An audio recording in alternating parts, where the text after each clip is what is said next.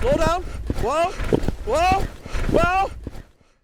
Hey everyone, welcome back to another video. In this one, we're gonna be tackling one of the more difficult subjects about riding horses, which is cantering. Cantering can be a very emotional gait for the horses too. And so in this video, we're gonna be taking an older horse that has very little canter experience, and we're gonna teaching them to have a nice canter.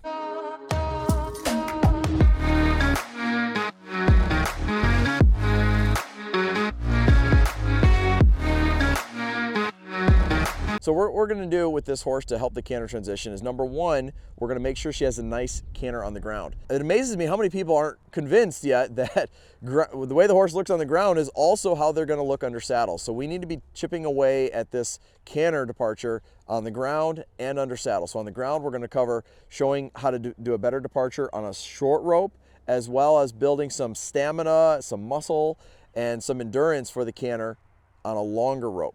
Then once we get under saddle, we're going to need a recovery strategy. Cantering can be emotional for the horse, and so we need to develop a approach and retreat to the canter where we can bring their life up and then bring it back down.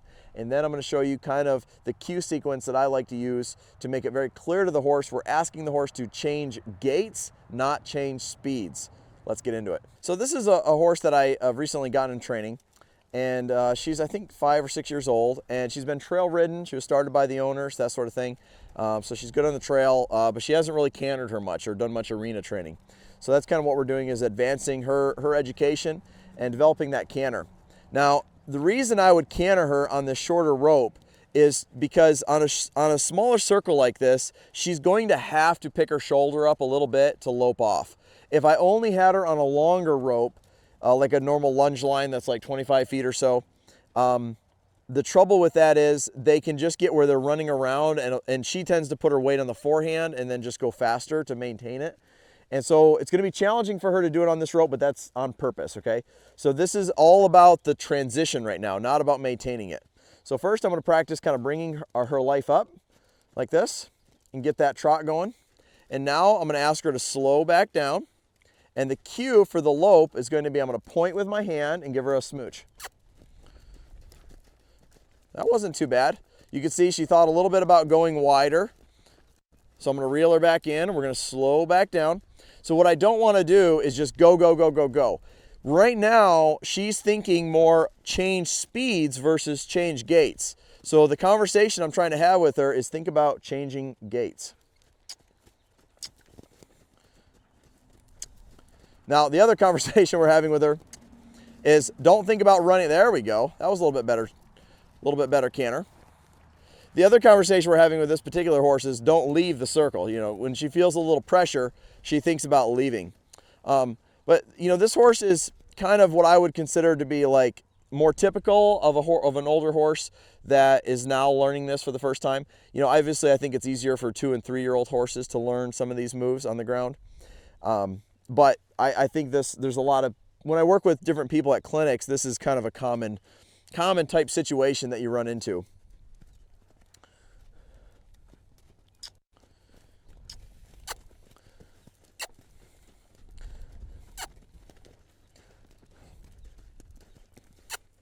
Now I'll keep kissing to her a little bit. There we go. Super. So one thing you got to be careful of when you're teaching this canter transition with the smooch, if you have a horse that's not cantering and you go smooch and then you spank them, you're apt to teach the horse to get reactive to the verbal cue of smooching. So what I like to do at first is I'll smooch while they're cantering, and then they start to associate it with canter. If I smooch before I go to spank, I'm very careful to not put too much pressure on them to get them worried about the smooch, because that is going to be the cue that really translates well under saddle. You know, under saddle, I'm not pointing and lifting my stick and string and all that. I'm riding, I'm sitting on her, you know, the reins, legs, that sort of thing. But the kiss can be the common thread that connects the two. So let's go ahead and try it to the right. It's also very typical that one horse will be better at a certain lead than the other.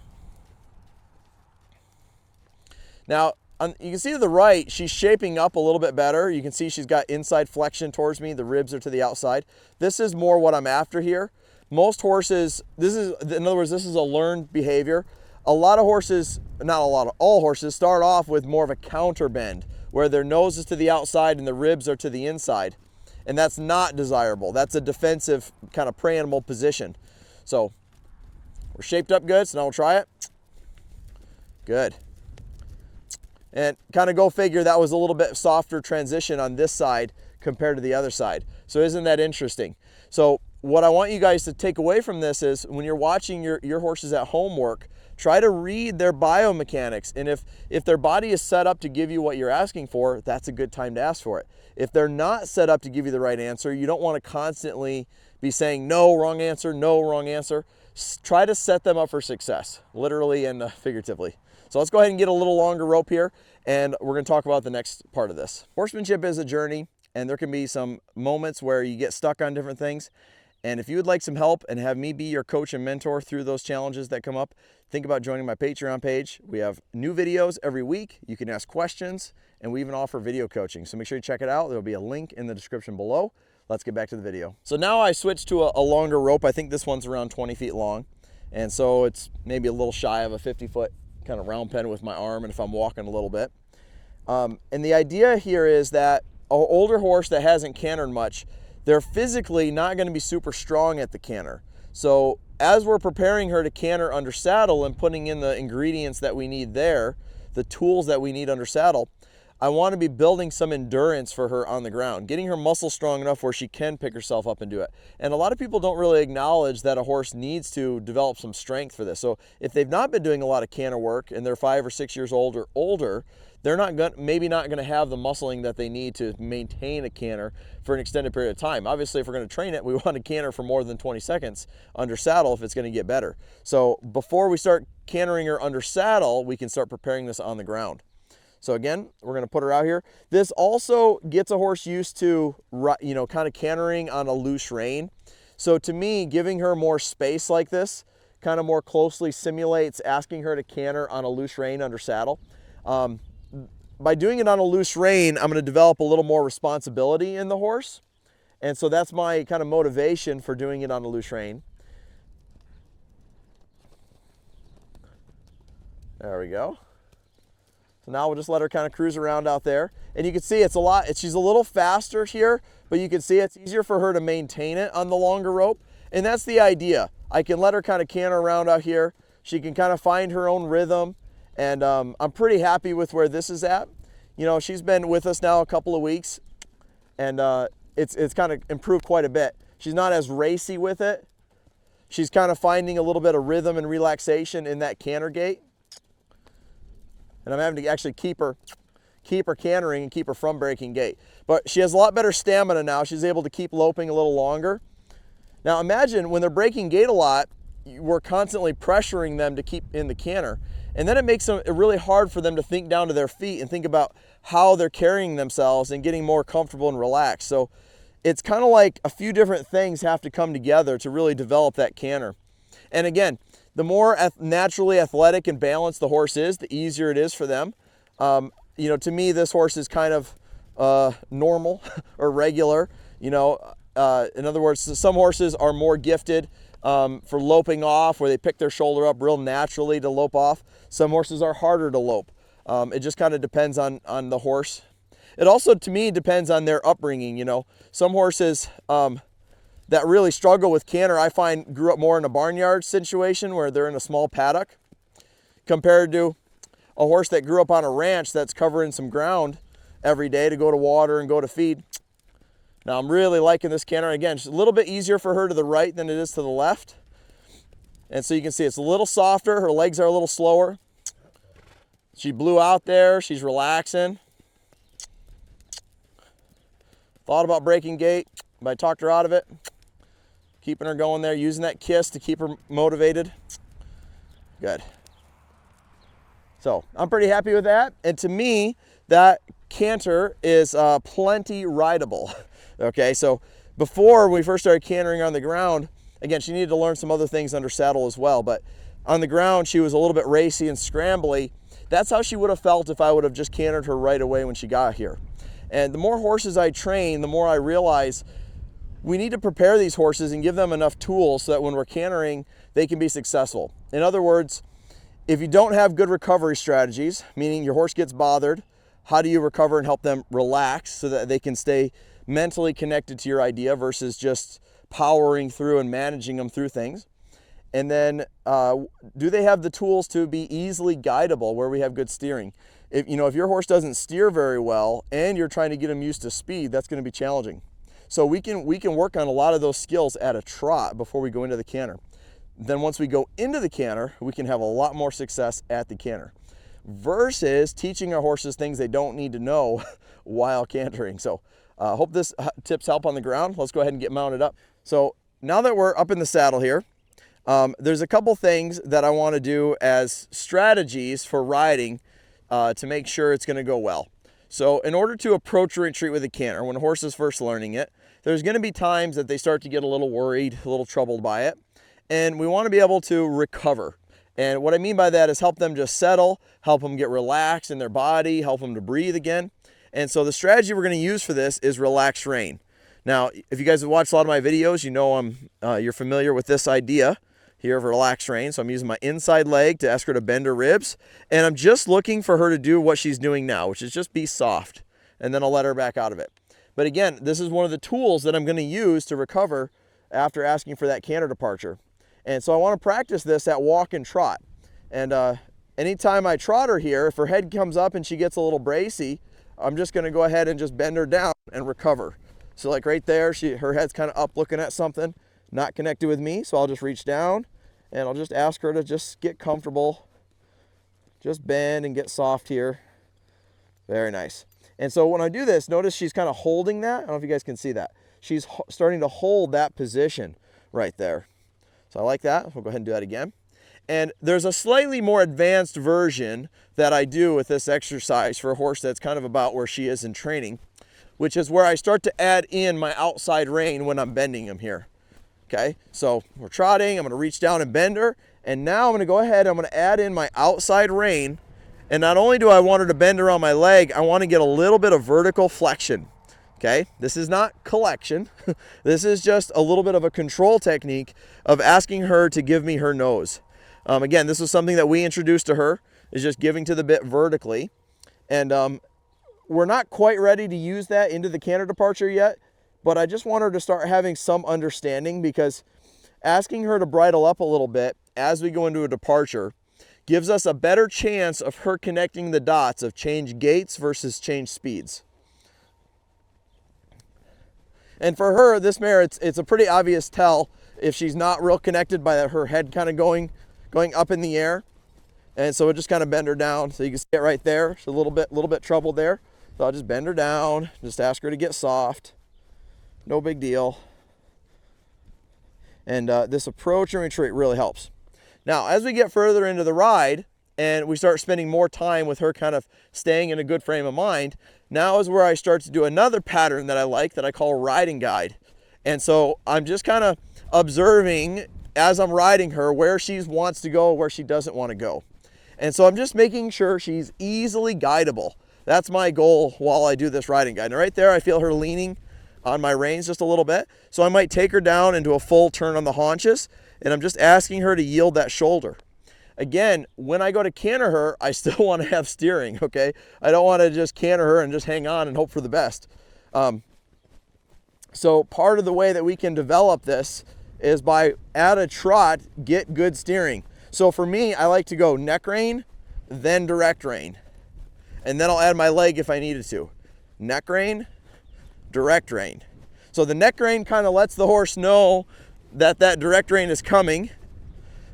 So it keeps me from just kind of pulling on her mouth and surprising her with it. And eventually, for me, riding Western here, I could get to where I could ride this horse around one-handed, would eventually be the goal. And now, it's not really fully teaching them neck reining, but it just improves that steering. Now, right there, she kind of dropped her head, and she's starting to breathe a little bit. And that's what I'm looking for to start thinking about, are we ready? And I don't know if you guys can see her trot has kind of slowed down. She even thought about stopping there. And again, I don't know if the mic picks that up, but she just had a big blowout. She just went and just kind of relaxed through her ribs. And that's probably the green light that I needed to be ready to ask her to canter. Okay, now obviously I could ride her longer and warm up more and all kinds of things, but I wouldn't really want to canter her until she's given me that blowout and relaxed. because that indicates that she was previously a little bit tense, okay? There was a little bit of tension there. And I don't know if some of you have heard a horse canter where they make this noise. I'll do my best impression here. Where they're just cantering and they're breathing really shallow and doing that. That's a horse that's keeping tension in their rib cage. When they release tension in their rib cage, they take a big breath and they go, and they just blow all the way out. So in the comments below, let me know if you think my noise impressions are fairly accurate or if they need some work. So now I'm kind of thinking about that canter transition. So the next thing I'm going to do is I feel like I can recover. I feel like I have reasonably good steering.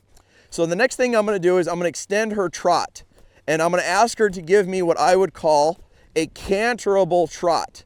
So I'm bringing my life up, and I'm not going to expect her to be perfect. You know, she can get a little tight. This is new to her, but horse training is one of those things where if you want to get good at step 5, you need to start working on step 6. And then step 5 gets pretty good. You can't always just, you know, perfect step 5 before going. You need to do step 5. But if you think about perfecting step 5 before you go to step 6, you might never go to step 6, okay? And that's not the ideal approach. So horse training, you sometimes got to challenge the process just a little bit. So again, we're going to go ahead and trot her here. We're going to extend that trot. I just don't want it to be a surprise to her when I bring my life up for that canter.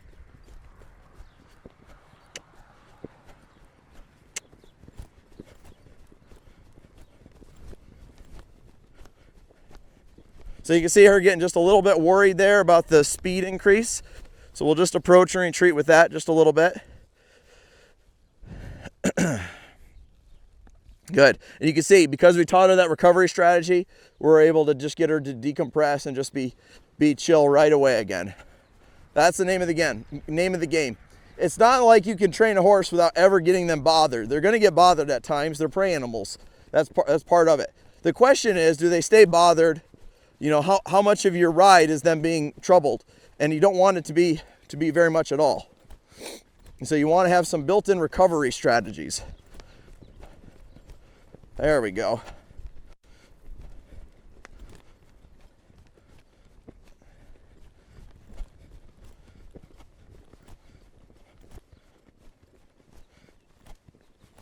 So I felt her get just a little bit bothered about my legs coming on there.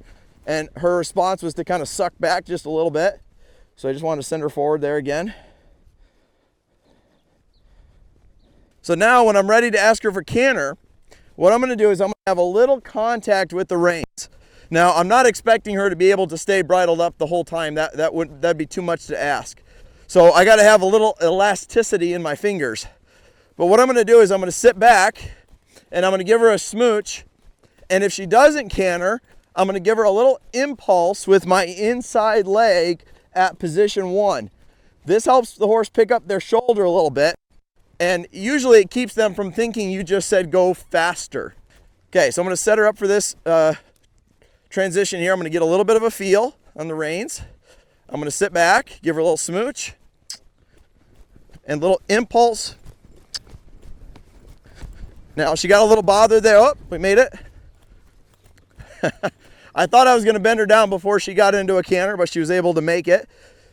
But it did feel a little bit tight there. So I'm just going to reset and bend her down here. And then I like to alternate sides. I don't like to just do it on one side over and over again. I don't know if it really is better or not, but this is the way I like to do it. I guess I feel like they start to anticipate it too much if you keep going on the same side. So we're going to go ahead and alternate sides here and go to the right. And I think it almost turns into a little bit of a pattern, but as I was doing it, I kind of just noticed it's my habit to do it like this. Again, a little bit of soft feel here, little smooch, little inside leg, not there, so we'll just recover. Again, when I use that inside leg, I'm not saying canter now. I'd like to think about it as I'm trying to talk her into the canter. If I overpressure her, I could, instead of teaching her to canter, I'll end up teaching her to gallop or buck, one of the two. Sit back, a little smooch, a little inside leg, and reset.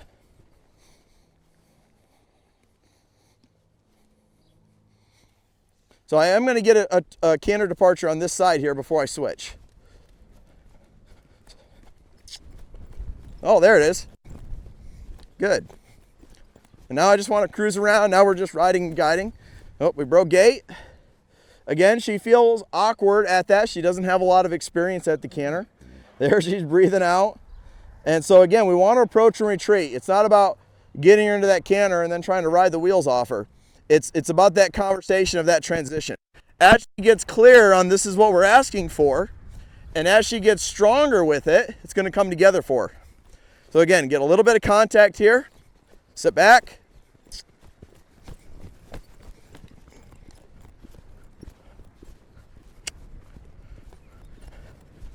Very good. Keep her in that canter now a little bit. And there I'll just cluck a little bit.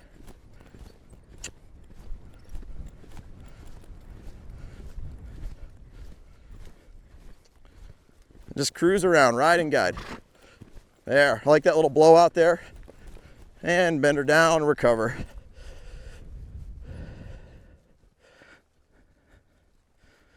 Good job. Now, to me, it can be a little bit more challenging doing this with an older horse compared to a 2 or 3 year old that's kind of getting started with it. I think there's kind of an optimal age, but again, it does not mean they can't do it. It just means maybe it takes just a little bit more time than it would on a younger horse. I would also mention, because some of you are going to be like, oh, you're riding, you know, young horses and cantering. There's a big difference between cantering a horse a little bit, you know, a few minutes, and cantering them or riding, even if you don't canter them, riding them all day long. So you got to understand too, what's the job that's being asked of the horse and that sort of thing. So now we need to just cruise around. She's wanting to suck back because she feels a little bit uncomfortable at the canter. So we just need to let her kind of cruise around. Try to stay out of her way a little bit. And let her just find a little bit of relaxation at the canter here. Kind of interesting, I would actually say right, it was a little easier going left than it was going right. There we go.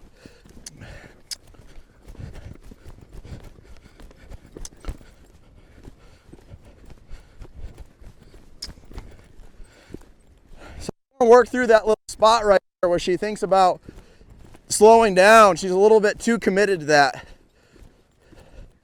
So we got to find a little bit of forward here.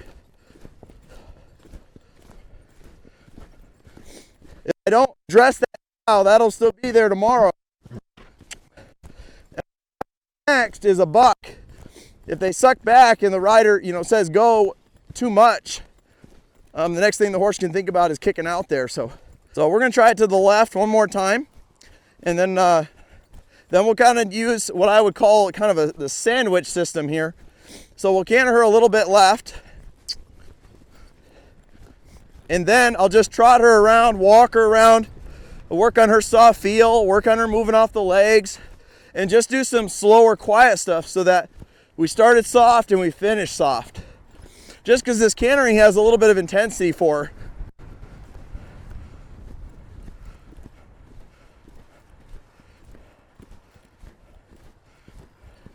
Good, so I'm pretty happy with that. And now again, I'm just gonna bend her down.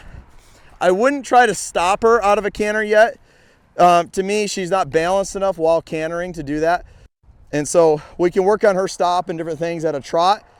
But to me, she needs a few more tools to be ready to do that at a canter. So if you're training your horse to do this at home, make sure you're not just stopping them really poorly at a canter when the horse isn't ready.